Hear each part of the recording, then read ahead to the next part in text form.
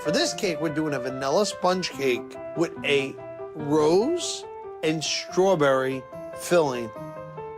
I gotta tell you, it's got the sweet of the strawberry and hint of the rose water. Mwah! Okay, why don't you give me what we have in the freezer?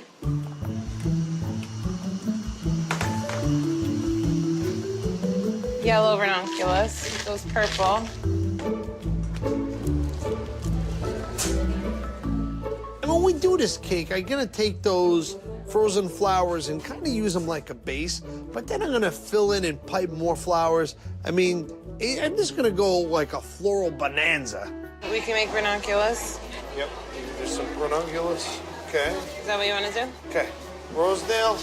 You want to do some of those hydrangeas you were doing the other day? I'll pipe them on, but that'll be my fillers. That's what fine. color? I'm gonna let me put these on first. My mom is such an amazing woman. She taught me so many different things about giving back, about trying to be a good person, about hard work. And Carlo's Bakery couldn't be what it is without my mom. This is all the strawberries you got. That's it, no more. Nobody did what Mom did in the store. Nobody. Yes, come on down. We have everything. Okay? Bye-bye. We're worth the trip. My dad was a great influence in my life, but my mom was too. Now that's great. My dad taught me how to make cakes, He's a good man. but my mom taught me how to be the boss.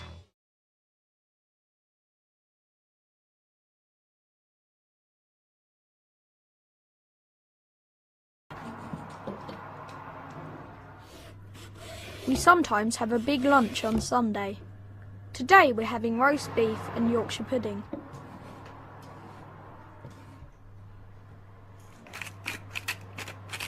Yum! Sunday roast beef and Yorkshire pudding. An apple crumble and custard for dessert.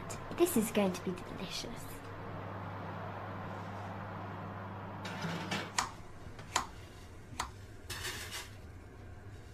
You're going to have some roast beef, Jean? Dad, you know Mum's a vegetarian. She doesn't eat meat. I know, Nick, it's a joke. There's a vegetable tart in the oven for Mum. Right, it's 1:30. Lunch is ready. Let's put the food on the table. Is the apple crumble in the oven now? Yes, it's ready in 20 minutes, so come on. Right, here you are. Roast beef, Yorkshire pudding, potatoes, broccoli, carrots and gravy.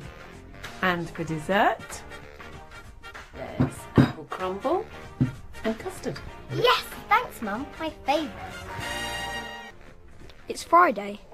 It's breakfast time in our house. We're always in a hurry in the morning. Molly, it's nearly 8 o'clock. Morning. Morning, Molly. Where's the orange juice? It's on the table.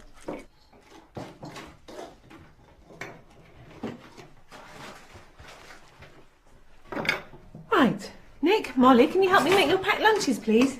We take a packed lunch to school. There you are. We eat at about 12:30. And some crisps, juice, and apples. Can I have a banana, please? Yeah, all right. Thank you. Molly, your toast's ready. Hurry up, Molly. It's nearly time to go.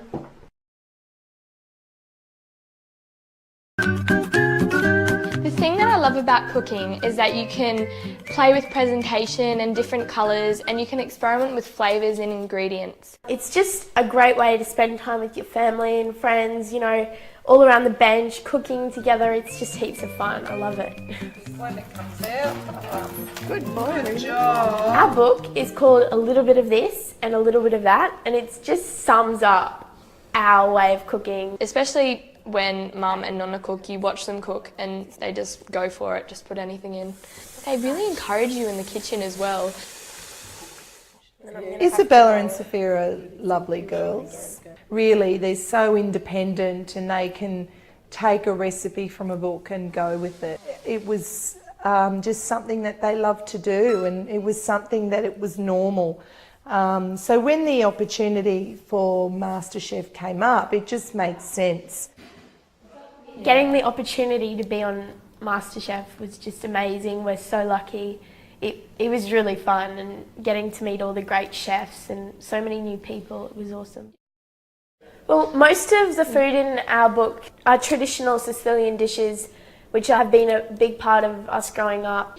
And there's also Australian dishes from my father's side, and my great-granny used to work at Parliament House, and she had a lot of dishes, and she was a really great baker, so we have some of her dishes. One of my favourite recipes out of this cookbook is definitely the traditional macaroni. It's just really special and fun to get to make it at Christmas time with the whole family, and it really brings us together. We look forward to it the whole year.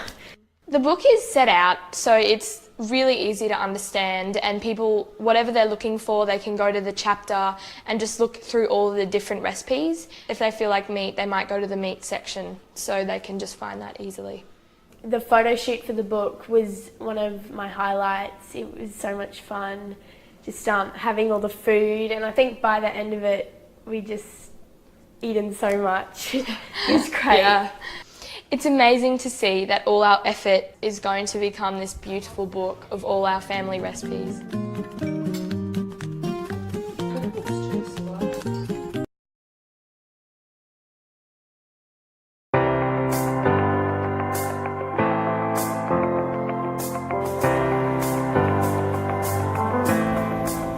Hi, I'm Carrie Wilbanks here in Ottawa in Ontario, Canada, getting ready to explore the booming food and drink scene as well as some cultural gems.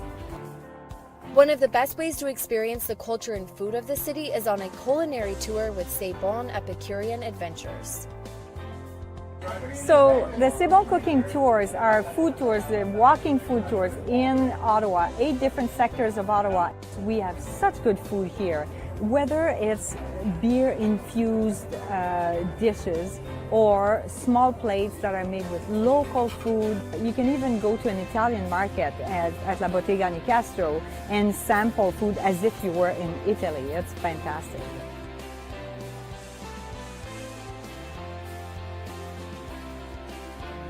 So La Bottega is an Italian market. In this Italian market, you can find everything from Italian coffee, pastas, tomato sauces, olive oils, balsamic vinegars, chocolate. We have a sandwich counter, a salumeria where you can find the best prosciuttos from all over Italy. We have a cheese counter where you can have 48-month-old Parmigiano Reggiano. We have olive selection, so a bit of everything. What they can find is to get into a little grocery store, a little restaurant, a pastry shop, taste a little bit and get a good feeling of what this area is so it becomes theirs. They feel part of the community once they're finished the tour.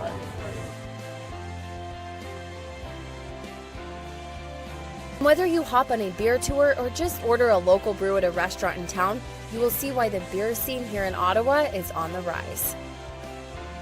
The craft beer scene in Ottawa right now is explosive. We've got new breweries opening up about 4 or 5 a year. Well, we've got a brand new one that's supposed to open up in about 2 weeks, 3 weeks, and 2 more at least planned before the end of the year.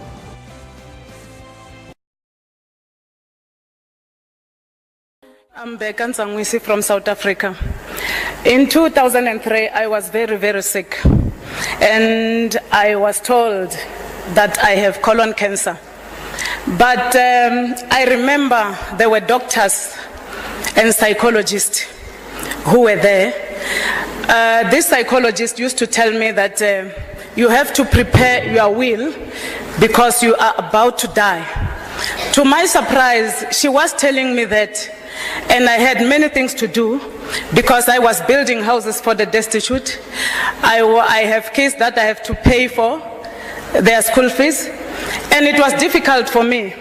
What I did, I didn't listen to the psychologist